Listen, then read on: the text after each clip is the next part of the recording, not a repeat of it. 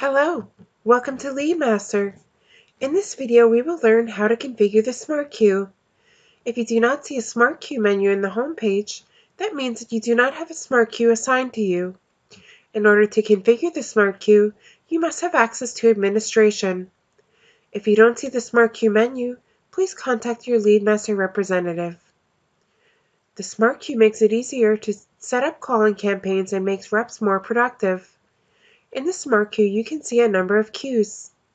These queues can be set up as individual queues, or they can be combined into the general queue. You can suspend queues, edit them, delete them, and clone queues. Also, by clicking this button, it gives us an indication of where we stand as far as the records that have been called.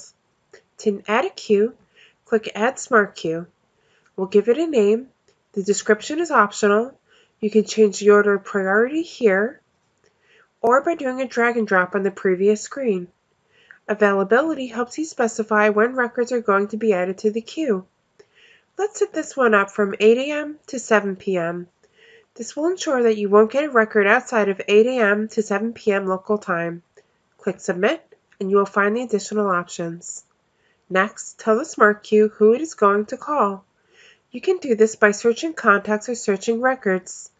Let's search for records with call attempts that are 4. Every time someone enters a Smart Queue and a record is displayed, that record's call attempts are automatically incremented in LeadMaster.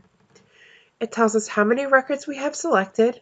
In this case, we only have one we've called 4 times, but that's okay because we still want to get it set up. There's a long list of sort options of how these will be presented and in what order. Let's choose Date Descending Entered so that we get the most recent first. Section 2 is now complete. Let's move on to Section 3. We can add users either one at a time to the Smart Queue, or we can add all users to the Smart Queue.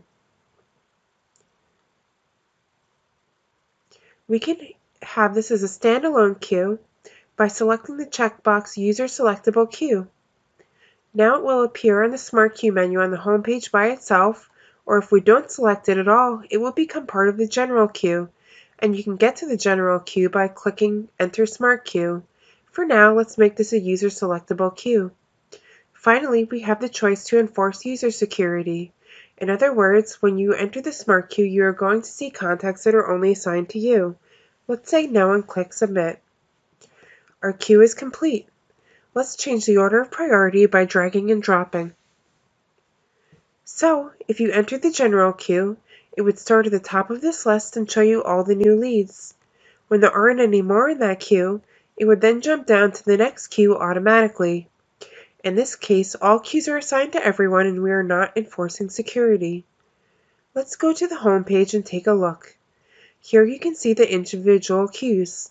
When you enter the new leads queue and this is exhausted, you will have to enter the called once queue manually. Let's change that. Go to the Smart Queue and change each queue so that it is not user selectable.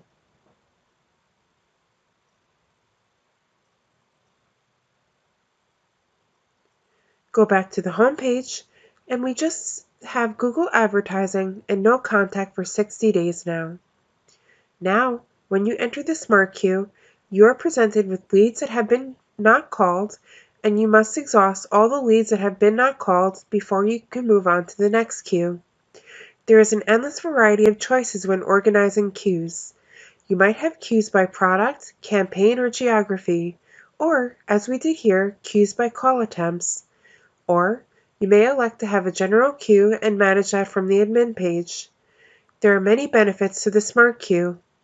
One is that it reduces training time. Callers enter the Smart Queue, click on the next lead button, and the next most important lead appears automatically. It also eliminates the need for manually scheduling callbacks. You can specify the time between when contacts appear in the Smart Queue. You may want to rest this record for 15 minutes, a day, 3 days, or a week, and you can specify based upon the disposition. Combining the disposition, workflows, and smart queues helps automate your business process. This concludes the tutorial on setting up a smart queue. Thanks for watching.